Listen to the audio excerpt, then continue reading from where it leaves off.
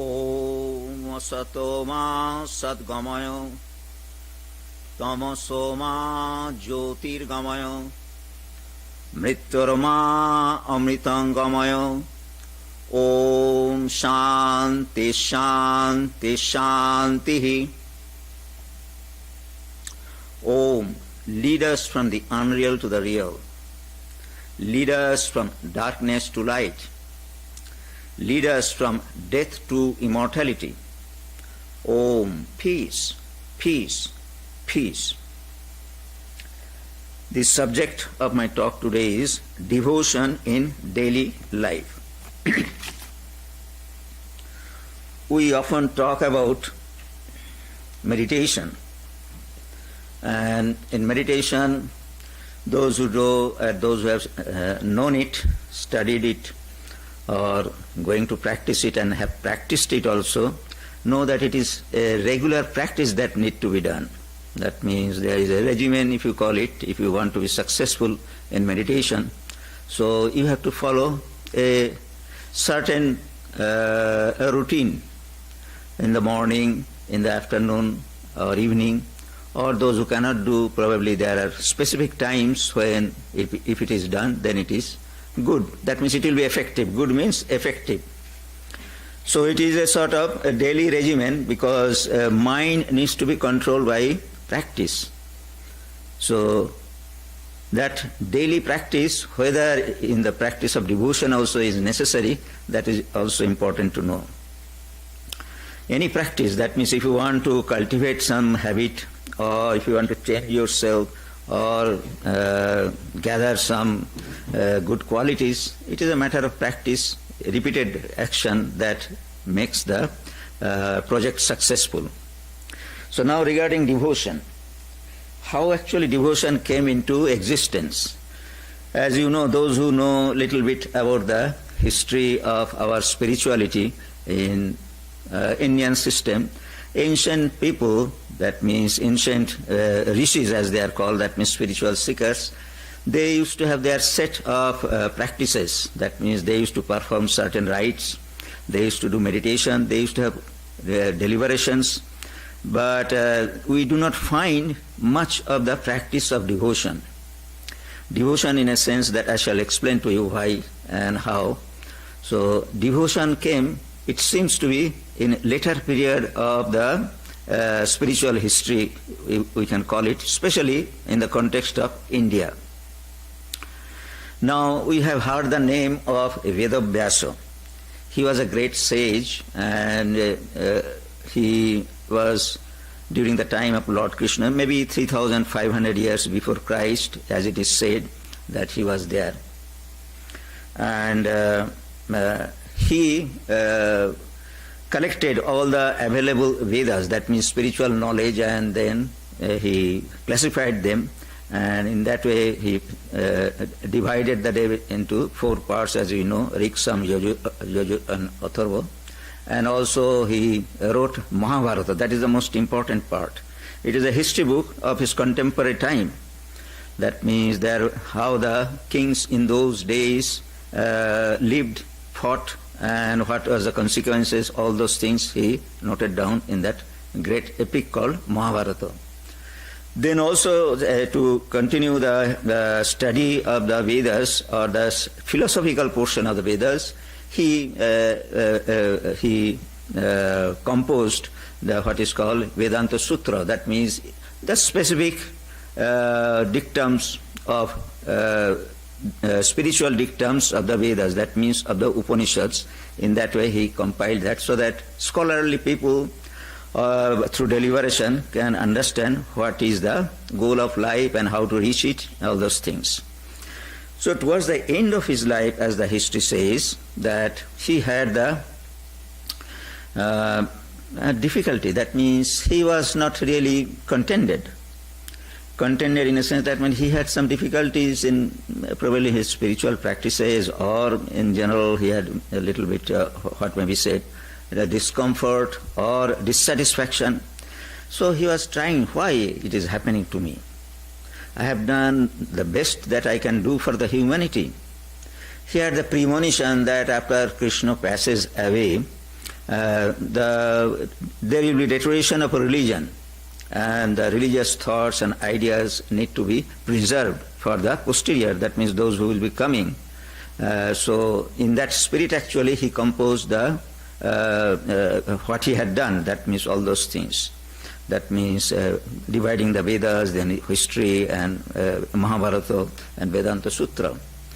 And Mahabharata was specially meant for how it is a book of dharma, as it is called. What is right and what is wrong, that need to be pointed out. That means you do this, you get this result. You do that, you get this result. In that way, by enumerating the history of that time in Mahabharata, he pointed out that wherever there is truth, there will be victory. That was his, what is called, that he pointed out through that book of Mahabharata. And that is important because everybody is not really capable of studying Vedas, and in those days it was very restricted, and also it was not possible to spread the message of Vedas in a massive way, the way actually we have at present. Anybody can access anything, but in those days it was not possible. So it was very restricted. So naturally, though the truths were really very important, it could not have been broadcast in a greater way. But this Mahabharata, the storytelling, and in that way it is very interesting also. If you see, Mahabharata has been depicted, or it is a very influential book in the history of India, in the culture of India, whatever you say. So in that way, Mahabharata is a very good book for ordinary person to understand what is good and what is bad, and what is the consequence of bad things and what is the consequence of good things. So as you know, Mahabharata, the war between the Kaurava and Pandava, that means two kings who fought for the country or for the throne, and how actually it transpired, slowly how actually it transpired, that story is there. Then ultimately it so happened that those who were not really deserving the place, or those who had occupied the place, if you call it, that means occupies the throne, they were not giving up, though they had told the opposite party, that means Yudhishthira, that they will give up the throne or give away the throne when they return from their banishment. So all those stories are very interesting for ordinary people. That means people like stories, and these stories are not exactly what is called act of imagination, but they had some basic history. That means those things happened, and naturally to make it interesting, definitely many smaller stories or descriptions and other things have been added. In that way, Mahabharata became very popular. And even today also you'll find Mahabharata commands great attraction for Indian people. Of any part of the India, you will find that stories of Mahabharata being told through generations. Grandmothers tell the stories of Mahabharata to their grandchildren. And nowadays, of course, there are movies and what is called YouTube and what DVDs, and what to say about the books.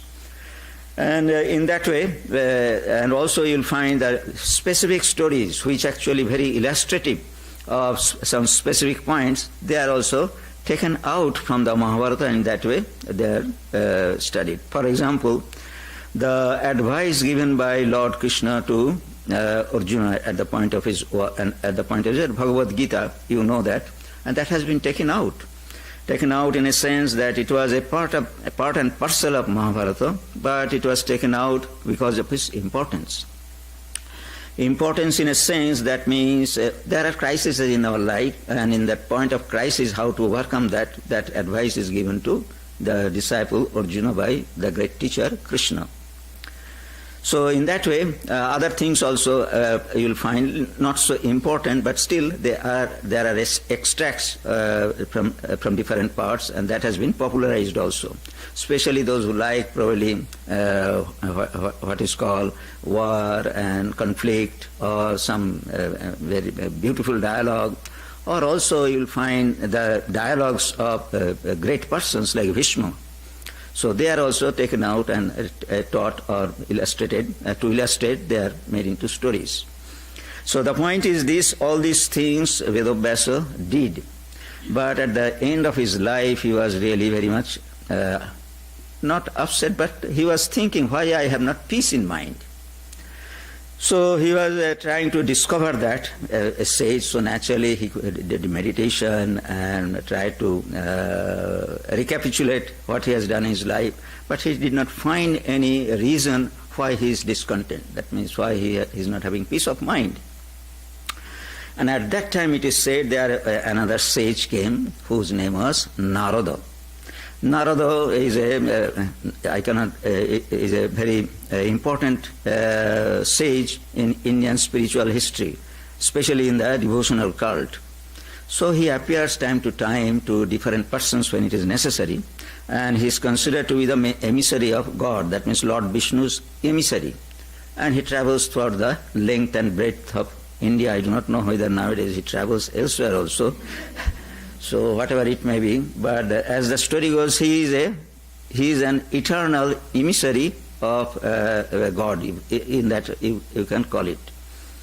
And he saw that this person who has done so much and is feeling miserable, so let me go and see if I can do something for this person. So he came and met Vedabhyasa. And Vedabhyasa, seeing Narada, a venerable sage, what is called, paid respect, and said, opened his mind, said that, sir, you see, I have done so much. That means history will remember me forever, what I have done for humanity. And in fact, what we get nowadays is because of Vedabhyasa, all the spiritual knowledge that we have. We can say it is because the work of Vedabhyasa that we are still having these Upanishads and Brahma Sutra and Mahabharata and all those things which are still very current. Current in a sense that means we get inspiration and also knowledge. And not only that, it is a part of our culture. That means it was culture of India, but now as the things are spreading, many people are finding it very, what is called, worth keeping. That means worth accepting. So in that way it is spreading because communication has improved. So in that way it is doing that. So the point is that he told that, well, sir, I have done so much for humanity. I had the vision that after the passing away of Lord Krishna, this thing, there will be deterioration. According to the prediction or according to the cyclic nature of the civilization, there was the premonition that a dark age will come. And then dark age will come, but if everything gets abolished, so naturally humanity, those who are seekers of spirituality, and in general people will suffer. That means if there is no light, nobody can survive. Probably they will survive what is called by food and other things, but mentally they will suffer. So for that I had that premonition, so I composed these things. That means first I try to preserve these Vedas by giving the responsibility of propagation or preserving these truths through different families of scholars. Then I composed this Mahabharata, and that also I have given a responsibility to spread to my disciples. And in that way Brahma Sutra also. That means he described what he has done. And other than also he was a great advisor to the many kings and other persons who came to him. So all those good things I have done, but I have no reason why I should be discontent. I have done so much. But still you see there is no satisfaction in my mind. And that is the reason why I am miserable. Then actually Narada told him the reason. The story is like this. Let me just so that we do not what is called get distracted by them. Just to maintain the continuity of the dialogue, let me read a little bit from one of the book which was later composed, that resulted in the composition of the great book which is known as Bhagavatam. The story behind that is like this. Narada said to Vedabhyasa, "You were interested in the welfare of the world, and by relating the story of Pandavas, you have taught the lesson that righteousness will conquer in the end." So that was the sum and substance of the composition of the Mahabharata. So Narada told that you have done this, and that is very good. and what is for the welfare of the world. That means ultimately what will be good, what will remain, and what needs to be followed. So we have done that. And where then he in the same line, in the same spirit, he is saying, and where Krishna is, there is found dharma. Then he said that where Krishna, that means when Lord Krishna, incarnation of God, probably most of you know, he was incarnation of God, means God himself took the form of human being for the welfare of humanity. At that time he was Krishna. So Krishna came down as a human, God came down as a human being and in the form of Krishna, and he took the side of Pandava. Those who know about the Kurukshetra, the Pandava and Kaurava, the opposite side, Pandava was the righteous side. So Lord always took part with the Pandavas who are righteous. That means he sided with the what is called righteous people. So the summum substance of this composition was that wherever incarnation of God lives or associates, there will be dharma. Dharma means the righteousness. Righteousness means what will lead to peace, tranquility, spirituality, all the positive things of humanity. That is called dharma. There are what is called elaborate description of what is dharma, and discourses are there, but in some substance, which is really the most important part of humanity to follow, is the dharma for peace and tranquility and religious life and what not, actually prosperity in every way. This is the lesson, and there is no doubt that people will learn it. So by studying this the Mahabharata, definitely people will learn what is meant by dharma, what is righteousness. And the Samamana is that Lord Krishna took side with the people who were following that righteous path, dharma. So there will be victory wherever where Krishna is there. That was the sum and substance of the book Mahabharata. But you have throughout the epic laid stress on the duties of man. That means who will do in the station of his life what that actually he has delineated. King will be like this, his duties are like this. A Brahmin will be like this, his duties are there. The duties will be like that. A sage will be like this, and his duties are like that. Or there are different classes of people. What will be the right thing for a person in the station of life? You have very nicely described that, so that in future people will be able to know that this is the path that they need to follow their profession or to live their lives where they are. So, but you have throughout the epic laid stress on the duties of man, on his dharma, on his performing them selflessly also. That means when you are in the station of life, suppose a king. So king's duty as a dharma will be to look after the subjects. It is not for the amass of money or what is called defeating other kings and conquering other kings and be torturous to the extent that people will suffer. All those things king has the liberty to do. But a proper king, the perfect king, will be selfless. That means he will not look to his own benefit, but he will do good to the subjects. That means what will be the best thing for him. So it is said that the king is the greatest servant of the people, because his duty is to serve people in that way. That is a righteous path. That is the dharma. So he is saying that throughout the epic laid stress on the duties of man, on his dharma, on his performing them selflessly. The Bhagavad Gita and all the other discourses on dharma lay stress on karma yoga, as you call it. And as you know, we are always talking about Bhagavad Gita here. That means Lord Krishna advised Arjuna, his disciple, that you have to perform your duty. You are a Kshatriya. That means you have been trained, you are born in a family of warriors, and you are born in the family of what is called noble family of princes, and you have learned the art of warfare from your childhood, and you excel everybody in that art. And naturally at the time of the crisis, or at the time when your profession is really called for, you cannot really divulge. That means you cannot distract. You have to perform your duty selflessly. That also he is saying that you have taught in Bhagavad Gita.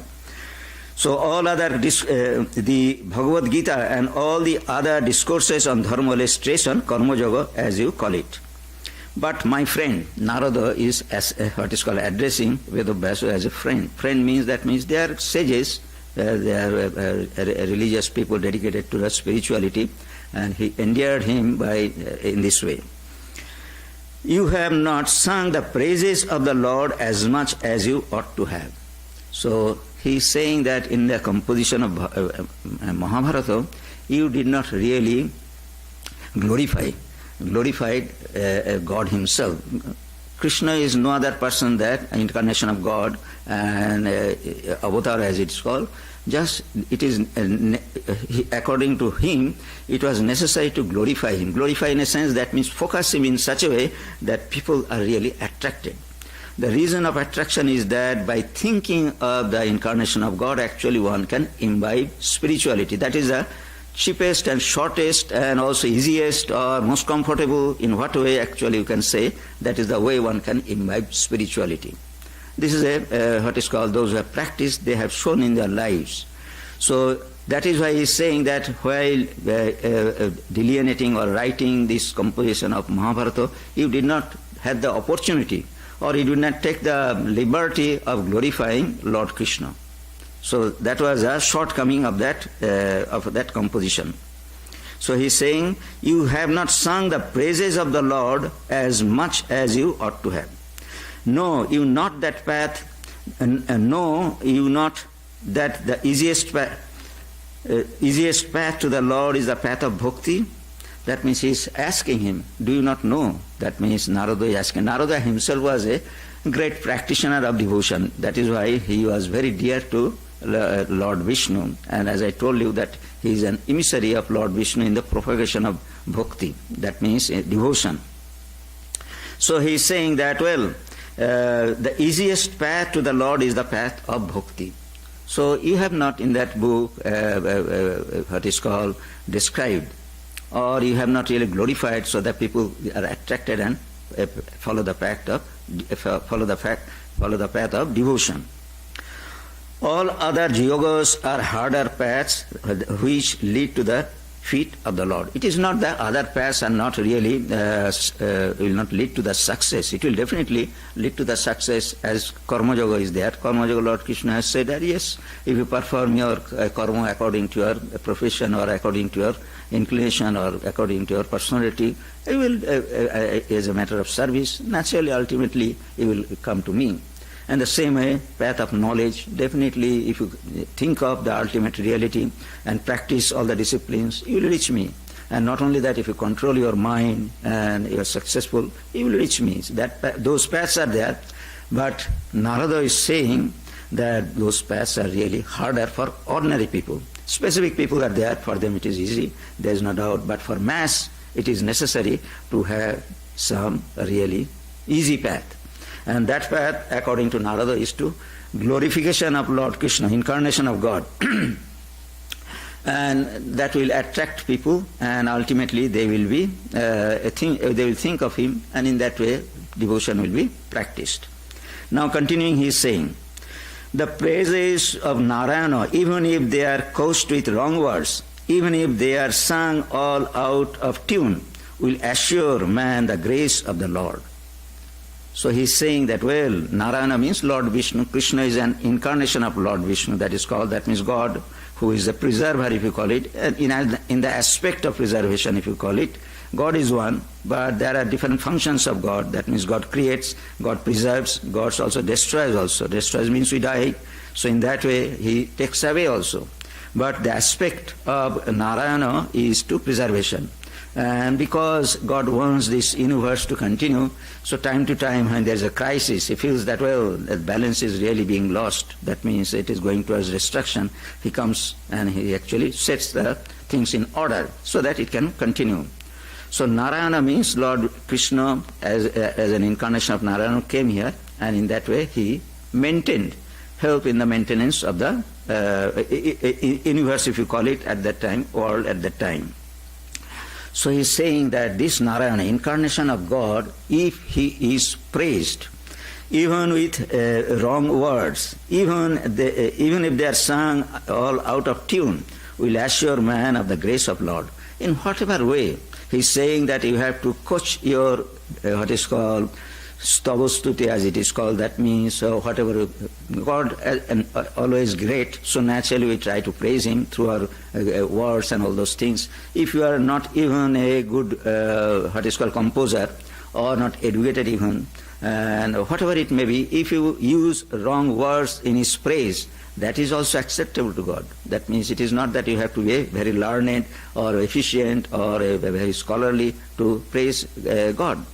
And not only that, if you are a singer, and everybody is not a singer, but many people try to sing in their own way, and even if the songs are sung about the Lord in a, what is called, in a perfect tune, that is also helpful. Helpful means that will also lead to the realization of God that he is saying. So it is that will assure man of the grace of God. If it is wrong words, if it is sung out of tune, that also will take the person to God. It is so liberal and so easy path. That is the point he is saying to Vedabhyasa. And then, like a piece of iron, he is giving an example how actually in those days there were what is called, they used to do yagnas and all those things, they used to light fire. Now, in those days lighters were not there, but definitely there was a certain system by which actually they used to light fire. So in that way he is saying, like a piece of orani which when charred will give forth smoke first and later fire, which will consume the wood itself, even so the mind of man, when charred by constant devotion to the Lord, will make all the evil in him come out on to the surface. So he's saying that, just like a fire which in those days they used to make by what is called, by rubbing through a piece of hardwood or something like that. So in the same way, first they will give smoke. That means it is naturally to lit a fire outside, as you know, in campfire and all those things. You lit the fire and smoke comes, and ultimately the fire at the bottom comes, and in that way it burns, and ultimately everything is burnt on and become ashes. So he's saying in the same way, when the song is sung, even in out of tune, if the words of praise are not really appropriate, they are not really correct from grammatical or whatever sense, if they are done continuously, or if it is done by a devotee with great what is called devotion, actually ultimately it will bring liberation, consume. That means he's saying the way the fire will consume the wood itself, even so the mind of man, when charmed by constant devotion to the Lord, will make all the evil in him come out of to the surface. That means the mind of the man is made up of just like a unburned wood and other things, but ultimately it will be consumed by the fire. Devotion is the fire, and in that way it will completely annihilate the mind and lead the soul to God. In that way it will happen. That analogy is like this.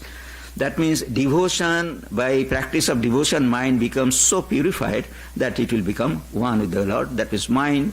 As you know, those who have studied this Patanjali Yoga Sutra know that we have to transcend mind. That means we have mind, then by practice of discipline and all those things we purify the mind.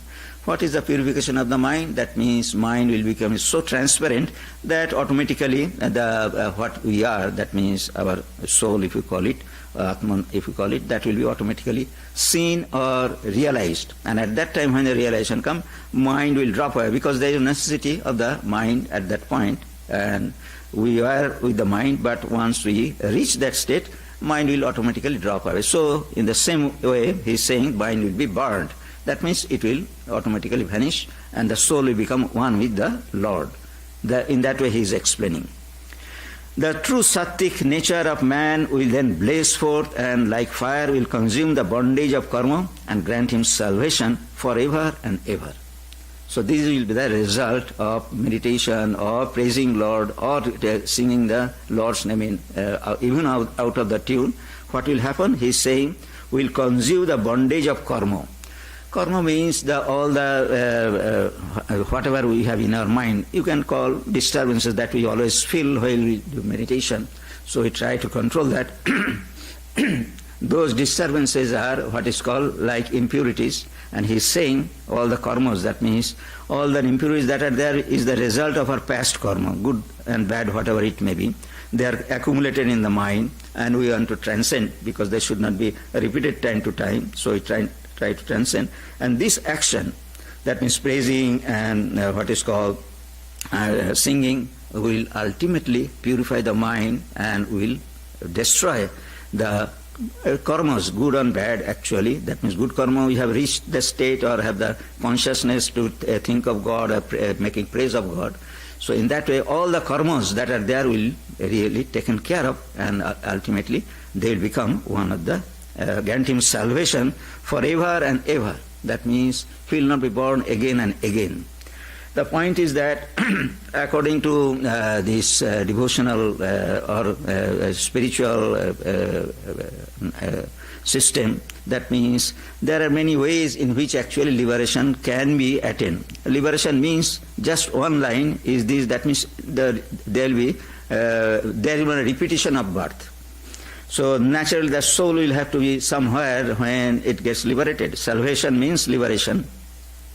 So it is said that, well, if you get liberation, well, you can become one with the ultimate reality. Vedanta will say that that is the goal of the Vedanta. That means your Atman, the consciousness which is there, will ultimately merge with the what is called the real consciousness or ultimate consciousness which is everywhere, and when it is done, then you get liberated. That means there is no possibility of being isolated with that bigger consciousness to individuality. Then again in devotional cult there are different ways. That means we are thinking of the Lord. And in thinking of the Lord actually there are different ways of thinking of Lord. That probably I shall try to reach God and stay with Him forever. That may be because Lord is always there and I love God. So naturally if I stay with Him forever, that is also liberation, because if you stay with God, so naturally God is what is called not only ultimate reality, is forever living. That means forever existing. So your soul will be living forever. So naturally you will not be having birth. And there are also other ways. That means you can become one with that. That means entity. You can, by thinking and thinking and thinking, actually you can become one with God. That is also liberation, because God is permanent, and in that way. So there are different concepts of liberation. The one point is that there will be no rebirth. That is the way, that is the goal. So he is saying the true sattvic nature of man will then blaze forth. That means by thinking, by what is called, by praising Lord and singing the Lord's praise, actually mind will be purified. That means it will become sattvic. That is a technical term that is given for the purity. That means mind will be pure, means that means the disturbances will be disturbances will go away. That means it will be cleaned and it will become transparent. So it will, like fire, will consume the bondage of karma. That means ultimately what will be the result of purification? The bondage of karma will be taken care of. That means they will also, karma means the disturbances, so they will be washed away.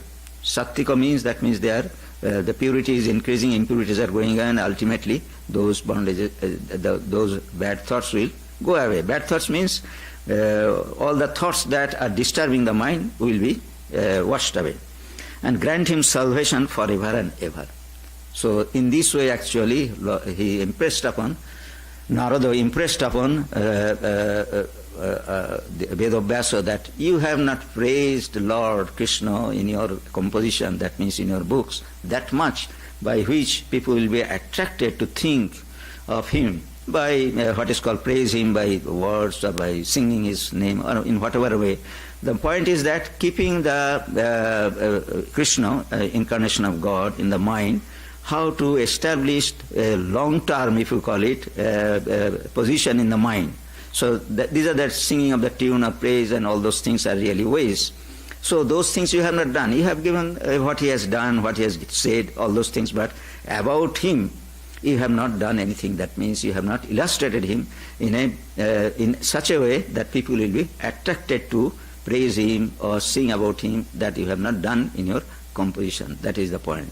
So that he is pointing out. Now elucidating again, he is saying The Mahabharata was to you a play. Your attitude was purely objective.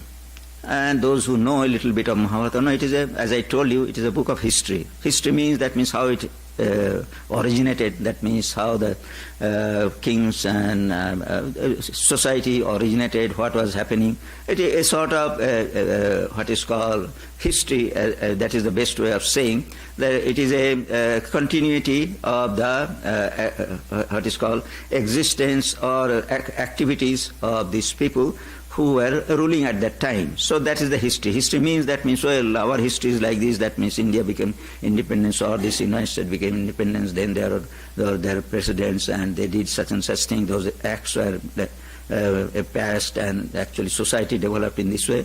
So in the history book all those things are written. So in the same way, Mahabharata is the style of Mahabharata is like that. In that way it has been delineated. In Mahabharata, the Mahabharata was to you a play. Your attitude was purely objective. That means what you have seen, what you have felt, you have described. That means just keeping in mind that when Sihana praised Lord in that book, that was he is trying to pointing to it. You entered into everyone's character. That part is very important. Everyone's character. That means when you illustrated some person, suppose there were a person who is Yudhishthira. So you have to describe him, what he did and what was he. So in that way you have to sort of meditate on him. That means bringing the person in your mind and then actually describe him, what he has done and all those things. In the same way Duryodhana was there. So naturally if you have to describe it, so you have to keep him in your mind, and in that way his activities and all those things you have described. So the point is that time to time you took the personalities in your mind, and then you in your Mahabharata you have written what they did. This point is important because he meditated on different personalities. That is the point that he is pointing out. Different types of persons, who are, some are good, some are bad, whatever it may be. So in that way, he had spent his mind on different persons who are not really, definitely who was not really as good as Lord himself. So he is saying, your attitude was purely objective. You entered into every one of the characters. You were therefore thinking good thoughts as well as evil ones while in the process of portraying them. So this is really a deeper thing that he came to Narada's what is called observation. That means, yes, if you have illustrated them so beautifully, the literature, so naturally you have given the description of Durjana, what he said, what he did and all those things. And at the same, of course, good things also what Yudhishthira did and all those things you have described, Lord Krishna did. So time to time you have strayed your mind to what is called different bad things also. And of course you have done, your mind was dwelling on good things also. So in that way actually you wrote that Mahabharata. So thinking good thoughts as well as evil ones while the process of portraying them. Incidentally, the Lord was praised. So the point is that by chance you have described Lord Krishna's goodness or virtues and all those things. By chance, that means it was not a total description, or it was not illustrated in such a way that actually points out his greatness. That means the importance that should have been given, not should have been given, probably it was not given, that is really evident in that composition. That means when portraying the history, you have taken as the facts came out, and naturally you did not describe Lord what is called Lord Krishna's what is called personality in a what is called a greater way. That means the way people will be attracted. So incidentally the Lord was praised. Of course you have not really denounced Lord or had given a wrong impression about the Lord, but you have praised. That means his position was quite okay, but you have not done to the extent that will be helpful for the common person to think of him. There was no single-mindedness about your devotion to him. That is also he pointed out. Point is this, as I told you, that means thinking of Lord is the purpose of is the object of devotion. So while composing Mahabharata, he had to think of so many people, enter into the minds of so many people, and ultimately, by chance, he, as a part of the what is called writing, he had illustrated Lord Krishna, but he has not really wholeheartedly thought about him. That is the point. You must try to make up for this omission. Now he is saying that, well, if you want to have peace of mind, then you have to devote your mind. That means you have to meditate, or if you apply your mind, the way you have written Mahabharata, in the same way you apply your mind on Lord Krishna, and you write something. That he is coming to that point. So he's saying you must try to make up for this omission. What you could not do in Mahabharata, now you come and do something so that you can make your mind dwell on him. Sing the praises of Narayana, that means incarnation of God. Narayana means Lord Vishnu, Lord Vishnu in his time, Lord Krishna. Relate to the world, he is Vishwarupa. That means he is great universal form. You see, there is a short description of Vishwarup Darshan, as it is called in Bhagavad Gita. But there are other occasions also when Lord Krishna actually showed that. And not only that, the description in the Bhagavad Gita is from the context. For the context, actually, it was quite short. That means it was what Lord Arjuna saw, and all those descriptions are there. But what was really Vishwarup Darshan, all those things actually, Vishwarup actually he was, that was not delineated, because that was not purpose on that context. So his Vishwarupa, his Vibhutis. Vibhutis are also described in the what is called Bhagavad Gita, but they are just in a concise form. There are other acts of Lord Krishna that was performed in different places that also he have not described. And his avatars, and this I assure you will grant you the peace you are seeking. So his avatars, that means that was Krishna was only one avatar. That means he was the his number, and in the there are several other avatars in which God came and to save the world. So other avatars, on other occasions also he took human form. Those are not there in Mahabharata. Those things you will not find. So now he is saying that his vibhutis, that means his other acts of supernatural things. Vibhutis means, that means qualities which are really incomprehensible to our human beings, and performance of acts which are beyond our capacity. So those are called vibhutis, that means extraordinary powers, if you call it. And also Virat Rupa, that means how big. Big in a sense, that means not only spiritually but physically and in all aspects, how large, how super he is. All those things have not been described. And not only that, what is called, he has taken form in other occasions also. Those are missing in Mahabharata. So he is saying now the time has come for you to do that thing, because if you think Lord always by way of describing these things, that means what he has done in the previous avatars and what he has done in those avatars, Vibhutis and Vishwarupas, that means in those periods also he had acted the way he acted in the Mahabharata time. All those things, when you really describe, your mind will be dwelling on what is called on Narayana himself, that means Lord Vishnu himself. Your mind will be completely occupied with that.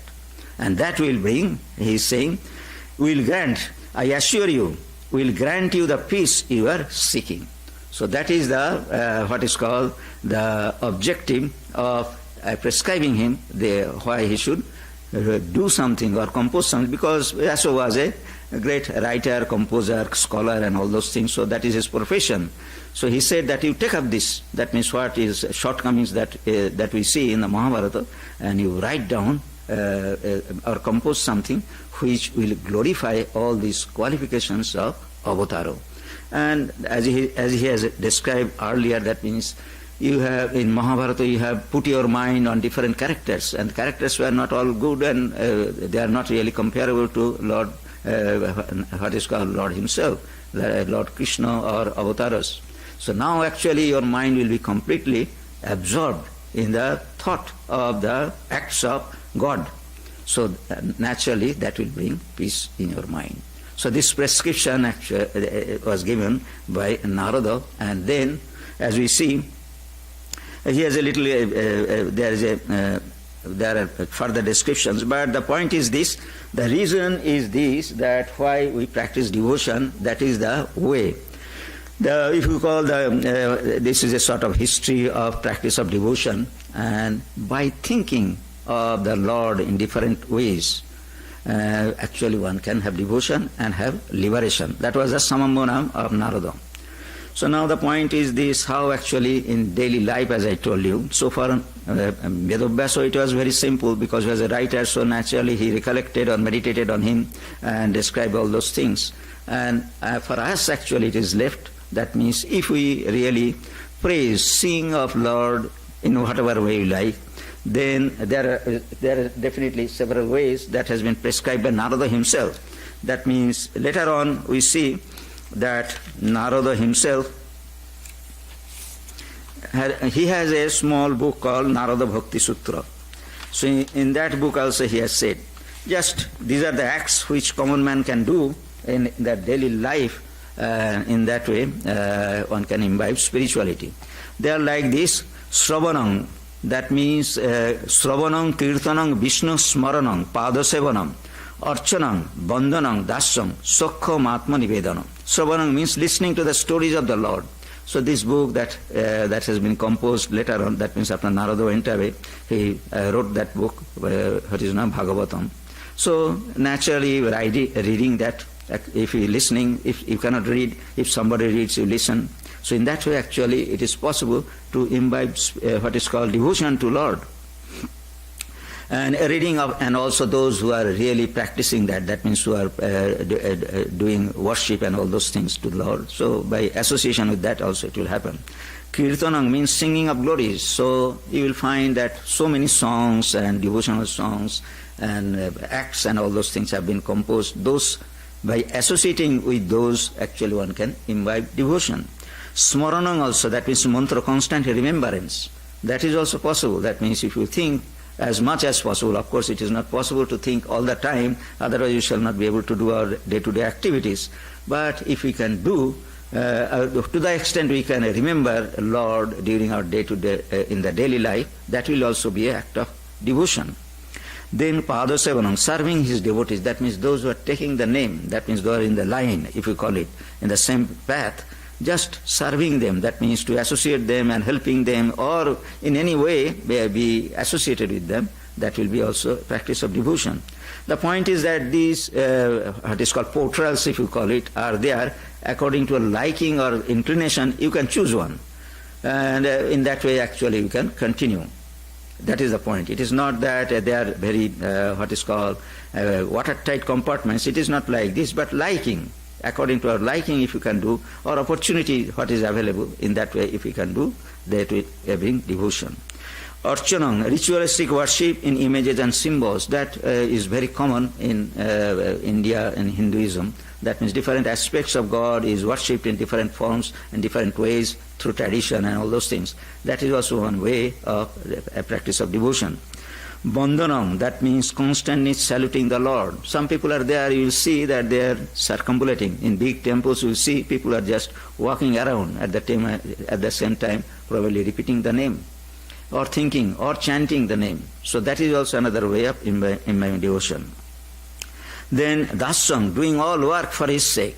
There are works, that means all the rituals that are done as a service to Lord, if it is done in a spirit of what is called servant, as it calls service. That means I am doing this work for the sake of Lord, in that spirit. Even ordinary work, if it is done, that spirit, karma yoga you can say, that is also will bring what is called devotion.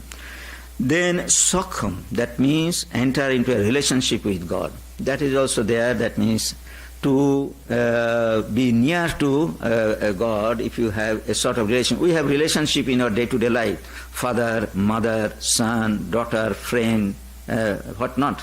In that way, a sort of relationship we establish in our day-to-day life. So we can have that type of relationship with God, Lord. So if we establish that, so naturally it will be easy to remember Him and easy to practice that. Then of course, Atma Nivedanam, complete self-surrender as it is called. So in that way, if you just surrender yourself to God, that means, well, you have taken care of me, and whatever you do, I shall obey, or whatever it may. That spirit also there. There are many sages and saints who have done that. That means they have felt that they are in the tool in the hand of God. Tumi jantro, ami jantre, as it is called in Bengali song, in that way. So this is the way, what is called, the choose a path, and in that way, if it is done every day, actually that will be daily practice. We do here a little bit as an observation, that means ritualistic worship. That is also a part of that greater, that catalogue of the practices that are given. But there are different other ways also that I described can be taken up in daily routine, that is the point. These are very simple. It is not that you have to sit tight and a fixed hour and control your mind, or go for what is called a Pandit to explain what is this and what is that about Atman and Brahman. That is also way, they are not bad, but still simplicity is the point, and devotion, practice of devotion is the simple path that we can follow. So I'd like to conclude my talk with a song that Sri Ramakrishna has. As you know, Sri Ramakrishna is a great devotee, was a great devotee, and he's an great illustration in our time as how to practice devotion in his life. We find that it is illustrated. So this song was composed by one of the great saints previous to Sri Ramakrishna. His name was Ramprasad. So he composed this song, Monoboli Bhajokali Ichcha Hoy Tor Je Achare. That means, oh my mind, you take the name of Mother Kali. He was a devotee of Mother Kali. That means God in that form of Mother Kali. So he liked that. So he thought of God as Divine Mother Kali. So Bhajokali, that means you practice your devotion in whatever way you like. Monoboli Bhajokali Ichcha Hoy Tor Je Achare. The way you like, you take the name of God, or practice devotion to Mother Kali. Guru Datta Mahamantra Divanishi Japa Kare. That means whatever sacred mantra that has been given by a teacher in this worship of Mother Kali, there is a tradition of taking mantra from another person who is already doing that. So that is a process. So when you have got the mantra, so you can repeat that name day and night. That is one way. Shayane pranam gayan nidraya make korodhan. That means when you lie down, think that you are bowing down, paying obeisance to Mother. Nidraya koromake dhan. So when you go to sleep, think that you are doing, you have entered into meditation of Mother. Then ahar koro mone koro ahuti dei samamare. So when you eat food, think that you are offering food to Mother Kali. That means you are taking, but think that Mother is sitting inside you and you are feeding her. Joto sono korno pute sobi mayer mantra bote. That means whatever you listen through your ears, good words, bad words, and all those things, chirping of the what is called birds and whatever thing, think they are all the mantras of Mother. So in that way, all the sound that are entering, think that they are the manifestation of Mother. Kali Panchasad Varnamai Borne Borne Nam Dhare. That means all the words, all the letters that are there, in every letter actually she is existing. Think in that way. Then he is concluding, Anande Ramprasad Rote Ma Birajen Sarva Ghote Nagor Fero Mone Koro Production Shamamare. That means in delight, the composer Ramprasad is saying that Mother is existing in all beings. And not only that, when you walk around, think that you are doing production. That means you are making around Divine Mother. That means all beings are manifestation of Divine Mother. So when you are walking, you are just walking all around in Mother in different forms. So this is the very beautiful song in which actually in day-to-day life we can really practice devotion. There are ritualistic, that is very evident, that ritualistic worship is there, and that is a practice of devotion. It is done with just like meditation, there are time bound and all those things. But there are other ways, that means we can think of Lord, which is the most important part that Narada prescribed to Vyasa, and this way actually we can keep our mind on Lord, and then in that way, ultimately we shall be able to clear our mind or purify our mind, and then if the opportunity comes, we shall realize God.